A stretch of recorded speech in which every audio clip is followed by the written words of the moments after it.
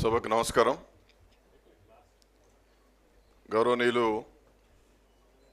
ఈటల రాజేందర్ గారు, మహేష్ అన్న, శ్రావణ్ గారు, ప్రకాష్ గారు సుదీర్ఘంగా అనేకమైన విషయాలను సంక్షిప్తంగా చెప్పారు, వివరణాత్మకంగా మాట్లాడారు. నర్మగర్భంగా కూడా చాలా విషయాలను సభముద్దు వచ్చే ప్రయత్నం చేశారు. ఓబీసీల పోరుబాట అనేటువంటి ఈ పుస్తకావిష్కరణ సందర్భంగా పుస్తక రచయితులైనటువంటి గౌరవనీయులు పెద్దలు సీనియర్ ఐఏఎస్ అధికారి అయినటువంటి పరికిపండ్ల నరహరి గారికి, పృథ్వీరాజ్ సింగ్ గారికి హృదయపూర్వకంగా నా అభినందనలు తెలియజేస్తూ ఉన్నాను. రాజేందర్ అన్న, మహేష్ అన్న చాలా కీలకమైనటువంటి వ్యక్తులుగా వారి వారి అభిప్రాయాలను, వారు చేస్తున్నటువంటి కృషిని చాలా గొప్పగా చెప్పారు. అయితే ఈ పుస్తకానికే పరిమితమై ఆలోచన చేసినప్పుడు స్వాతంత్రానికి ముందు, స్వాతంత్రం వచ్చిన తర్వాత మొత్తం బీసీల యొక్క చరిత్ర, భూమిక, రాజ్యాంగంలో పొందుపరచబడ్డటువంటి అధికారాలను సరిగా ఉపయోగించుకోలేనటువంటి పరిస్థితులు, పరిణామ క్రమంలో అన్ని రాష్ట్రాల్లో జరిగినటువంటి పోరాటాలు, అవన్నీ కూడా చాలా ఇన్డెప్త్గా దాన్ని స్టడీ చేసుకుంటూ వచ్చారు. ఎందుకంటే విద్యార్థి దశ నుండి బీసీ ఉద్యమాల్లో ఆనాడు శ్రీ ఆర్ కృష్ణయ్య గారి నాయకత్వంలో మేమందరం కూడా విశేషంగా కృషి చేసినటువంటి చరిత్ర మీ అందరికీ తెలిసిందే. నా మిత్రుడు జాజల శ్రీనివాస్ గౌడ్ గారు కావచ్చు, శ్రావణన్న కావచ్చు, ఎవరికి వాళ్ళం ఏ విధమైనటువంటి ఆలోచన దృక్పథాలు ఉన్నప్పటికీ వెనుకబడిన వర్గాల యొక్క హక్కుల కోసం, ప్రయోజనాల కోసం దశాబ్దాలుగా చేస్తున్నటువంటి కృషి మీ అందరికీ తెలిసిందే. ఇవాళ ఓబీసీల పోరు బాట మహేష్ కుమార్ గౌడ్ గారు ఈ రాష్ట్ర ప్రభుత్వం చేసినటువంటి 42% సంబంధించినటువంటి సర్వే, దాని తర్వాత బిల్ 3, బిల్ 4 అసెంబ్లీలో పెట్టడం, ఆ బిల్లులను ఆమోదించి గవర్నర్ గారికి పంపించడం, గవర్నర్ గారు సంతకం పెట్టిన తర్వాత రాష్ట్రపతి గారి దగ్గరికి పోయింది. అవి పోయినటువంటి విధానాలు, చేసినటువంటి కృషి గొప్పది, నేను కాదనను. కానీ వాళ్ళు మనం పోరుబాట సమావేశంలో ఉన్నాం. ఈ మధ్యకాలంలో మా పొన్నం ప్రభాకర్ అన్న మహాత్మా జ్యోతిబా పూలే గారి యొక్క సినిమా చూపించిండు మా అందరికీ. పూలే గారి గురించి తెలియనటువంటి వాళ్ళు ఎవరు ఉండరు. ఎన్ని కష్టాలైనా ఎదుర్కొని అనుకున్నది సాధించడమే అనేటువంటి ఒక ఆయుధంగా దాన్ని అభిమతంగా పెట్టుకొని పోయినటువంటి వాడు పూలే. మాలాంటి వాళ్ళం అంతే. ఆయా సందర్భాల్లో ఏ రాజకీయ పార్టీలో ఉన్నా బీసీలకు సంబంధించిన విషయాలు వచ్చినప్పుడు రాజీ లేకుండా మాట్లాడతాం. పదవులు వస్తే అయిపోతాయి. పదవులు ప్రధానమైనవి కాదు. మహేష్ అన్న మాతో పాటు మాకు సీనియర్గా ఉస్మానియా విశ్వవిద్యాలయంలో మేమందరం కలిసి పోరాటాలు చేసినాం. ఆ విధంగానే ప్రభాకర్ అన్న కూడా మాతో అనేకమైనటువంటి ఉద్యమాల్లో పాల్గొన్నాడు. శ్రావణ్ అన్న కూడా మాతో పాటు ఉస్మానియా విశ్వవిద్యాలయంలో పోరాటాలు చేశాం. ఇవాళ మేము ఎక్కడున్నా నరహరి గారు లాంటి ఒక స్వచ్ఛమైన వ్యక్తి ఈ వేదిక మీదకి పిలిచి ఈ పుస్తకావిష్కరణ కార్యక్రమంలో పాల్గొనే అవకాశం ఇచ్చిందంటే ఇదంతా మాలాంటి వాళ్ళని చేస్తున్నటువంటి కృషికి ఒక గౌరవంగా నేను భావిస్తూ ఉన్నాను. అయితే ఇవాళ 42% రిజర్వేషన్ల గురించి మనం మాట్లాడుకోవాలి. ప్రభుత్వం హామీ ఇచ్చింది, పని చేసింది. మరి 42% ఎప్పుడు అమలవుతుంది అనేటువంటిది చాలా ప్రధానమైంది. మహేష్ అన్న మీద నేను మాట్లాడు, మహేష్ అన్న నా మీద మాట్లాడు, ఇది సరైనది కాదు. ఇది ఆ వేదిక కాదు. మేము ఆయనను చూసి చాలా సందర్భాల్లో అనేక మంది మైకులు పెట్టినా మైకుల ముందు మాట్లాడుతున్నాం. ఎందుకంటే కొట్టుకుంటా ఈ స్థాయికి వచ్చాడు. ఇవాళ ఒక పార్టీకి, అధికార పార్టీకి ఒక నాయకుడిగా ఎదిగిండు. మా రాజేందర్ అన్న కూడా ఆనాడు సంక్షేమ హాస్టల్లో ఉండి పురుగులన్నందిని నీళ్ళచారు తాగినోడు. ఆర్థిక మంత్రి అయిన తర్వాత ఆ పురుగుల అన్నం లేని, నీళ్ళ చారు లేని సంక్షేమ హాస్టళ్లకు రూపకల్పన చేసిండు. మేము ఆనాడు చాలా గర్వపడ్డాం. ఆర్థిక మంత్రి పేషీలకు మేము చాలాసార్లు పోయేవాళ్ళం. కృష్ణన్న, మా జాజసీను, మేమందరం కూడా అందరి అన్ని గవర్నమెంట్లలో పోయినాం. ఒక్కడే ఆర్థిక మంత్రి అధికారులతో కూర్చొని ఫైల్స్ చూస్తుండేవాడు. కానీ మా రాజేంద్ర అన్న పేషికి పోగానే చెమట వాసన వచ్చేది. ఎక్కడ కూడా స్నానం చేయనోళ్ళు, అప్పుడే బస్సు దిగినోళ్ళు, గోసీలు పెట్టుకున్నోళ్ళు అధికారులంతా అడిగేవాళ్ళట రాజేంద్ర అన్నను, ఏం సార్ మీ పేషీ నిండా ఇంత జనాలు ఉంటారని చెప్పి. నా పేషికి చెమట కంపు వచ్చేటటువంటి వాళ్ళే వస్తారు, వాళ్ళే నా ప్రజలని చెప్పి గట్టిగా చప్పట్లు కొట్టండి అని చెప్పి రాజేందర్ గారు చెప్పుకోవడం జరిగింది. అంటే ఒక ఛాయ్ వాళ్ళ ప్రధానమంత్రి అయితే, ఒక సంక్షేమ హాస్టల్లో చదువుకున్నటువంటి వాడు ఒక ఆర్థిక మంత్రి అయితే, కొట్లాడుకుంటా పోరాటాలు చేసినటువంటి వాడు ఒక పిసిసి అధ్యక్షుడైతే, ఉద్యమాలు చేసినటువంటి వాడు ఒక ఎమ్మెల్సీ అయితే ఎట్లుంటుందంటే సమాజంలో ఒక సుహృద్భావ వాతావరణం ఏర్పడుతుంది.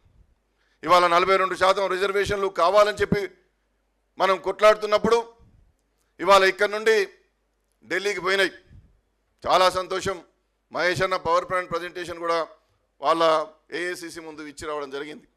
ఇవాళ నేను ఒకటే అడుగుతా ఉన్నాను, మీరు 42% రిజర్వేషన్లకు సంబంధించి 31C కింద ఇవాళ రాష్ట్రపతి గారిని అడిగారు. అంటే మీరు పంపినటువంటి బిల్ 3, బిల్ 4 ఏదైతే ఉందో మేము అసెంబ్లీలో ఆమోదించుకున్నాం, మా గవర్నర్ గారు ఆమోదించారు, వీటికి ప్రొటెక్షన్ ఇవ్వమండి అని మాత్రమే మీరు రాష్ట్రపతి గారిని అడిగారు. మరి రాష్ట్రపతి గారి దగ్గర ఉన్నటువంటి దానికి కేంద్ర ప్రభుత్వానికి ఏం సంబంధం ఉంటుంది అనేటువంటి ఇంకో చర్చ. ఇవాళ అసెంబ్లీలో 9వ షెడ్యూల్లో పెట్టమని తీర్మానం చేయడం కానీ, మంత్రివర్గంలో ఏకగ్రీవంగా 9వ షెడ్యూల్లో పెట్టమని తీర్మానం చేయడం కానీ, ఆ తీర్మానాలను కేంద్ర ప్రభుత్వానికి పంపడం కానీ, సామాజిక మంత్రిత్వ శాఖ దాన్ని పరిశీలించడం కానీ లాంటి కార్యక్రమాలు జరగలేదు. కాబట్టి ఇవాళ నేను మా నాయకుడిని, మన నుండి ఎదిగినటువంటి నాయకుడిని నేను విమర్శించడం కాదు. అన్నా నువ్వు ఉన్నతమైన స్థితిలో అక్కడ కూర్చున్నావు కాబట్టి 9వ షెడ్యూల్లో పెట్టమని మీరు మంత్రివర్గంలో తీర్మానం చేయండి, అసెంబ్లీలో తీర్మానం చేయండి, కేంద్రానికి పంపించండి, అప్పుడు అఖిలపక్షాన్ని తీసుకుపోండి, అప్పుడు మనకు లాభం జరుగుతుంది. మీరు 31Cలో అడిగి 9వ షెడ్యూల్లో పెట్టమంటే ఎట్లా పెడతారు? కాబట్టి ఇది ఒక సాంకేతికంగా ఇది ఒక పొరపాటు జరిగింది. లేదా 31C ప్రొటెక్షన్ అనేటువంటిది మంచిదే కానీ మీరు 31B కింద అడగలేదు. 31B కింద అడగండి. మీకు 42 గురించి ప్రధానమంత్రి గారిని కలవడం, అఖిలపక్షం వెళ్ళడం, అక్కడ పోరాటం చేయడం, ఇవన్నీ చేసేటటువంటి అవకాశం వస్తుందని చెప్పి నేను మనవి చేస్తా ఉన్నా. అంతేకాకుండా ఇవాళ తమిళనాడు ఎప్పటికీ ఆదర్శం అని చెప్పి మనం చెప్పుకుంటున్నాం. నరహరి గారు కూడా చాలా సందర్భాల్లో వారి ప్రసంగంలో చెప్పారు. తమిళనాడు ఎట్లా ఆదర్శమైంది? తమిళనాడు ప్రామాణికమైన పద్ధతులు పాటించడంలో మనకు ఆదర్శమైంది. అక్కడ రిజర్వేషన్లు నిలబెట్టుకోవడానికి ఒక స్వతంత్రమైనటువంటి కమిషన్ వేసి, ఆ కమిషన్ ద్వారా నిష్పక్షపాతంగా 2 సంవత్సరాలు అధ్యయనం చేసినటువంటి దాన్ని ప్రొజెక్షన్ చేసుకొని 69% గురించి కొట్లాడి పార్లమెంట్లో గొడవ చేసి ఆమోదింపజేసుకొని వాళ్ళు 31B కింద 9th షెడ్యూల్లో పెట్టించుకున్నారు. ఇవాళ నేనేమంటున్నానంటే కొన్ని ప్రామాణిక పద్ధతులు పాటించడంలో తెలంగాణలో కొంత ఇబ్బంది జరిగింది. ఆ ప్రామాణిక పద్ధతులు పాటించడానికి మీరు ముందుకు రావాలని చెప్పి నేను సవినయంగా మనవి చేస్తా ఉన్నా. ఇంతకన్నా దీని మీద ఎక్కువగా మాట్లాడాల్సినటువంటి అవసరం లేదు.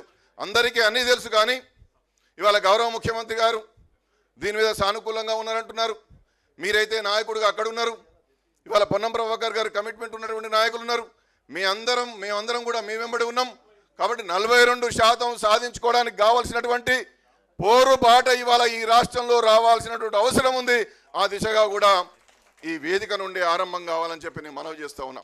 కాబట్టి ఇవాళ మండల్ కమిషన్ జరిగినటువంటి పోరుబాట, దాని తర్వాత రోహిణి కమిషన్, ఇవాళ కేంద్ర ప్రభుత్వం కులగణన చేస్తామని చెప్తా ఉంది. 2011లో UPA 2 ప్రభుత్వం ఉన్నప్పుడు మన్మోహన్ సింగ్ గారు సోషియో ఎకనామిక్ కాస్ట్ సెన్సస్ 2011 కూడా చేశారు.